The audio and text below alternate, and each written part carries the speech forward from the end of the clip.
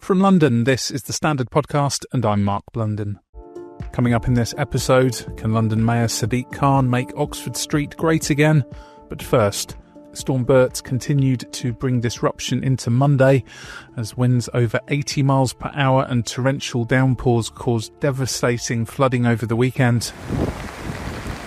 That's the sound of the River Taff flooding in Pontypridd, Wales over the weekend. In a video shot by Neil Harries, the last of the Met Office's rain warnings ended just before midnight on Sunday, but strong winds persist and rain from high ground will reach rivers, with around 160 flood alerts remaining in place across England and Wales, where one council leader joined many other critics for not upgrading the storm from a yellow warning level to red. 5 people are believed to have died in the storm, including a 75-year-old man walking his dog in North Wales and an 80-year-old man whose car was submerged in Lancashire. Meanwhile, in London, the storm caused scaffolding to topple on Bethnal Green Road on Sunday evening, forcing the road to be closed as emergency services assessed the scene. Passengers were locked out of Euston after its concourse became overcrowded due to flooding and power cuts. From Storm Bert, passengers were locked out of Euston Station after its concourse became overcrowded due to flooding and power cuts caused by Storm Bert. Now we're joined by Heather Shepherd, a flood recovery specialist and consultant who lives in Shropshire, where residents are grimly familiar with the impact of worsening extreme weather. Unfortunately, I'm seeing these sort of events becoming quite regular. And if I think back into the late 90s when I was aware of flooding and flooded myself, actually they were occasional and usually always from rivers. But I'm seeing, that was vastly exacerbated since the late 90s. And now actually, we've got named storms that we've never had before. We see urban flooding from aging infrastructure. And of course, there's lots of new houses being built and often in inappropriate areas, which exacerbates the issue that we have. So we see it greatly on the increase. Could you please describe for us what the situation is locally with the flood water and what sort of measures have residents been taking to protect themselves? I've worked with communities for many, many years, and I just find they're absolutely marvellous at putting things in place to make themselves resilient. There's an awful lot around that can help towards a property being more resilient. I myself, who's affected, invested thousands into resilience for a property. And so for people at the moment, I think actually their concentration is going to be more on the shock and the effect and the clearing up. It's very physically absorbing, mentally absorbing as well, incredibly exhausting. And so I think most people are going to be looking at shock at the devastation that's been left and the clearing up that continues afterwards. And that's not just in their own homes. That kind of mess and devastation is often left in the roads. So the councils will be very busy clearing all of that up as well. Resilience, I think, personal resilience, which is the emphasis that the government puts on flooding at the moment, of course is important. We all need to be, but I see many communities that are. Unfortunately, what's happening now is that the flooding is increasing, but also getting bigger. And what I can see is that personal resilience is going to quickly become not viable because, as you can see from some of these pictures, these defences, personal defence is going to be overtopped. The water situation is going to be too huge. Or if water stands around for a long time up against a property, again, that personal resilience is much more difficult. There's resilience within the repair of a home, but does any of this make it okay to flood?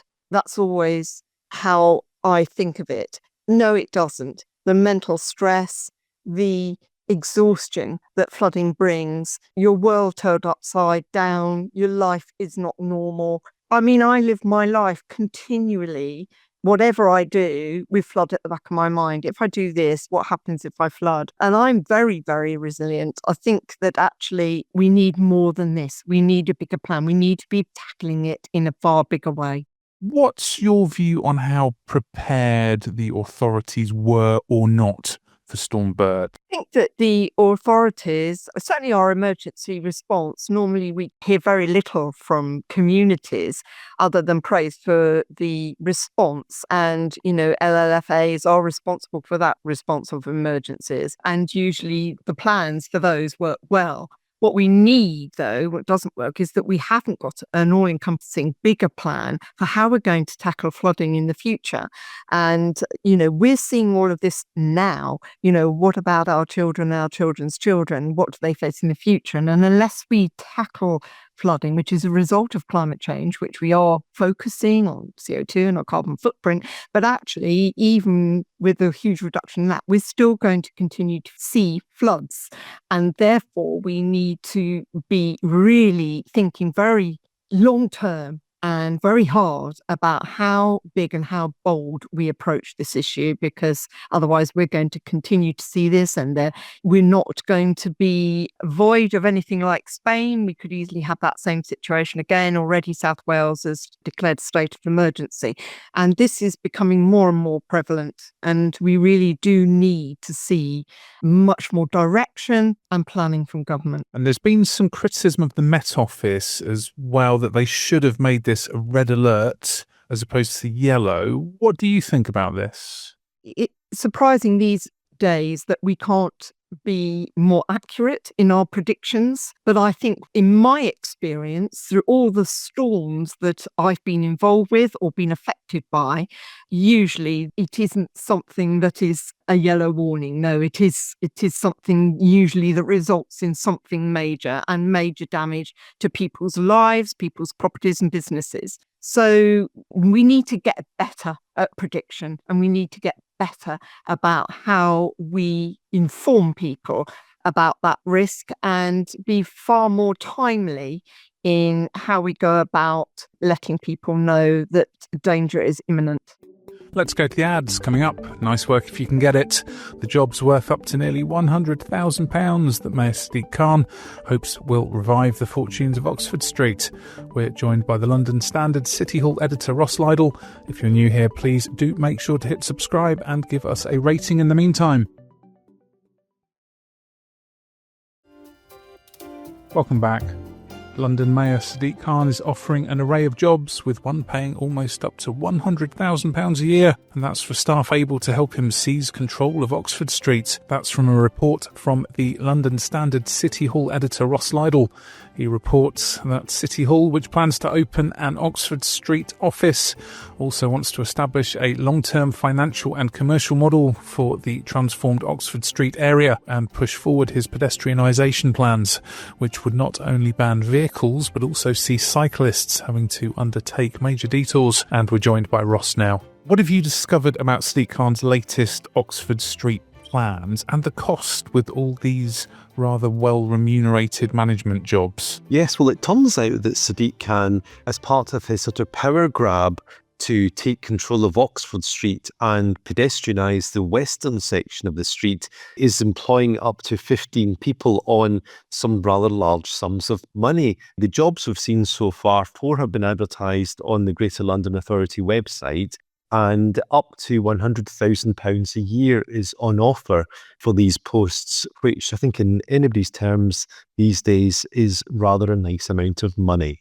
And in terms of these jobs, so they include, you've reported, head of Oxford Street Transformation Programme, Senior Planning, Design and Delivery Officer, Senior Communications and Stakeholder Engagement Manager, but also a transport expert has been brought in as well. Could you tell us a little bit about that?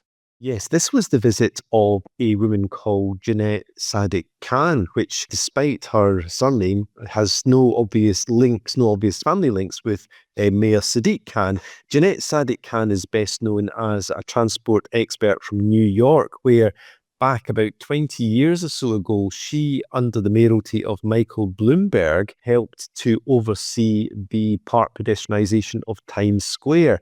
Now, Sadiq Khan was in New York as part of a visit to the US back in September, and he went to Times Square and he basically thought that, Times Square could be a good model for what I want to do in Oxford Street. So hence, Jeanette Sadiq Khan came to visit London last week. She had a walk around the street with Will Norman, Sadiq's Walking and Cycling Commissioner, and she spoke to me afterwards. And she now works for Bloomberg Associates, essentially the sort of think tank behind Michael Bloomberg's sort of philanthropic endeavours.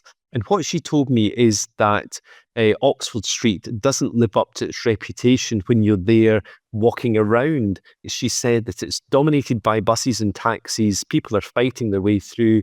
And she said it reminded her of Times Square before it was changed. Back then, about 90% of the traffic, as she called it, in Times Square was people walking, but they only had about 10% of the street space. And she said it's pretty similar in Oxford Street, which of course there are many pedestrians, many shoppers, but there's still much of the actual sort of paved space is the road where the buses and taxis are going. You can't really drive through Oxford Street in a car, but essentially it's very bus dominated. And she said that essentially the possibilities for Oxford Street are almost hidden in plain sight. What could she mean? Well, I think it's pretty obvious. She means pedestrianise the street, take the vehicles out, give it over to pedestrians and shoppers, and just the transformation will almost happen overnight. And just finally, Ross, does he have a cash pot to work from for this? Is there a headline figure?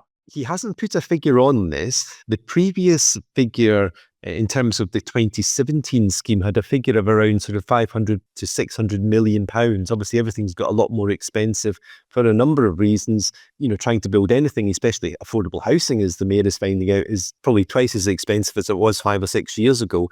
So I think you're looking at £1 billion plus.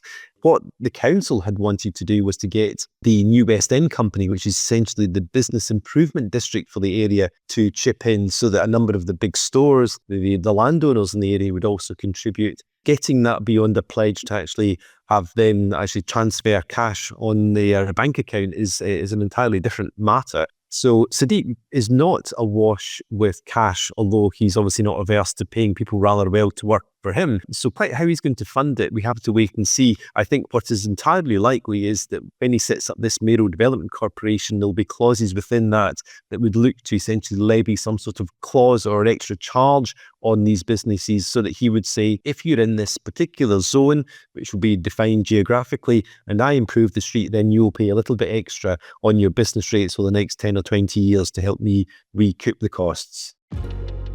And that's The Standard. For the latest news, head over to standard.co.uk. This podcast is back tomorrow at 4 p.m.